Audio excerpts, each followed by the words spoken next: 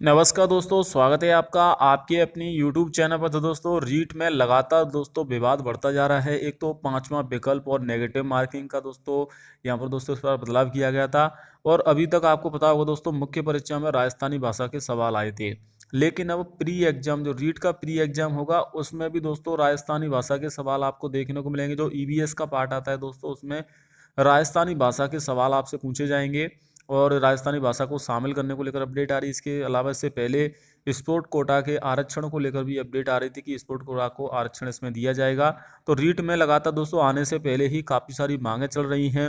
हालांकि राजस्थानी भाषा का काफ़ी सारे स्टूडेंट जो विरोध भी करेंगे, क्योंकि पूरे राजस्थान में सभी जगह राजस्थानी भाषा नहीं बोली जाती है। खासकर अगर आप देखोगे भरतपुर, धौलपुर और इधर आपकी बहुत ही कम राजस्थानी भाषा का यहाँ पर दोस्तों करौली वगैरह है, इधर कम भाषा यहाँ पर राजस्थानी भाषा यूज की जाती है। तो ऐसे में वो छात्र इसका विरोध करेंगे। तो रीट में क्या क्या बदलाव होंगे इस बार? देखिए, नेगेटिव मार्किंग है रीट में इस बार, लेकिन एग्जाम में नहीं है।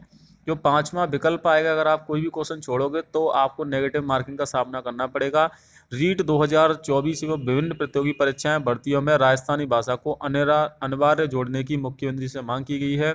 जी हाँ दोस्तों, रीट जो 2024 होने वाली है प्री परीक्षा, पहले प्री परीक्षा में कोई भी नेगेटिव मार्किंग नहीं थी, 2022 में हुआ था। इसके बाद 2023 में दोस्तों इसको मुख्य परीक्षा में काफ़ी सारे क्वेश्चन आए थे, जिसकी वजह से काफ़ी सारे छात्र मेरिट से बाहर हो गए थे। उनको क्वेश्चन का आंसर आते हुए भी राजस्थानी भाषा की वजह से वो आंसर नहीं कर पाए थे।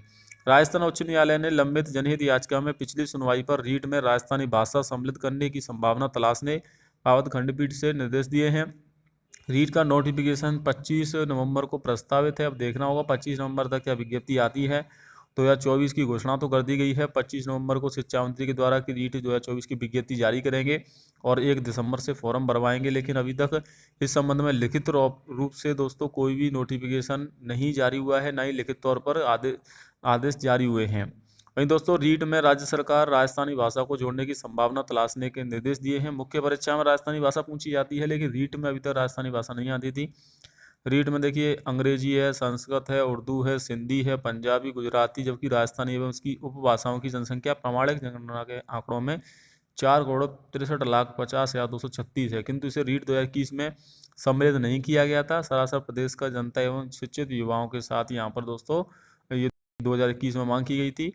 तो दोस्तों मुख्य न्यायाधीश की पीठ 26 नवंबर को निर्धारित की गई है। अब इसके बाद ही दोस्तों अपडेट आएगी। हालांकि 1 दिसंबर से दोस्तों फॉर्म भरे जाने को लेकर अपडेट है, लेकिन जिस प्रकार से दोस्तों रीट में विवाद बढ़ता जा रहा है, मुझे नहीं लगता है कि रीट आपकी समय पर आयोजित हो पाएगी दोस्तों।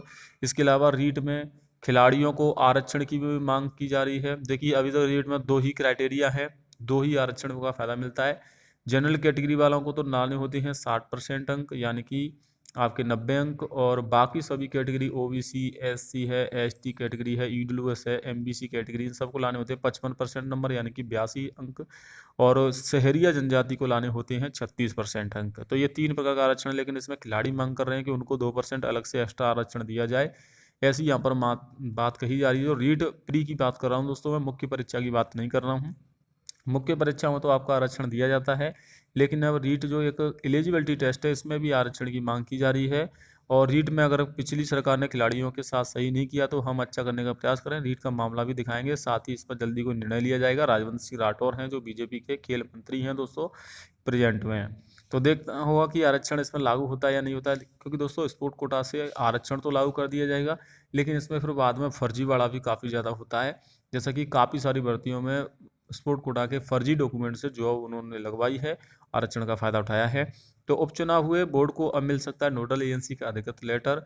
23 तारीख को 23 नवंबर को चुनाव के परिणाम आएंगे दोस्तों। उसके बाद स्थिति और ज़्यादा स्पष्ट हो जाएगी कि क्या रीट का विज्ञप्ति 25 नवंबर तक आ सकती है। अगर आ गई तो मान लीजिए आपकी परीक्षा फरवरी में होगी। अगर 15 से 20 दिन भी डिले होती है तो फिर पूरा शेड्यूल बिगड़ जाएगा, क्योंकि रीट जो परीक्षा करवाने जा रहा है बोर्ड, अजमेर बोर्ड, वो सिर्फ रीट ही नहीं करवाता है, 10वीं 12वीं की बोर्ड एग्जाम भी करवाएगा। अर्धवार्षिक परीक्षाएं भी अगले महीने से शुरू होंगी। काफ़ी सारी लोड रहता है अधिकारियों के पास। तो दोस्तों उसमें सेंटर भी व्यवस्थित करने होते हैं। जनवरी में आपके प्रैक्टिकल भी होंगे, फरवरी से बोर्ड एग्जाम भी शुरू हो जाएंगी। तो ऐसे में एग्जाम करवाना काफ़ी टफ रहेगा। इसीलिए अगर बोर्ड को नोटिफिकेशन में देरी लगती है तो रीट फिर आपकी मई के बाद ही होगी, क्योंकि अप्रैल तक परीक्षाएं चलेंगी और अप्रैल तक रिजल्ट भी जारी करना होता है। इसीलिए रीट में अब देखना होगा क्या अपडेट रहती है। बाकी दोस्तों इसे संबंधित अपडेट के लिए चैनल को सब्सक्राइब कर लेना।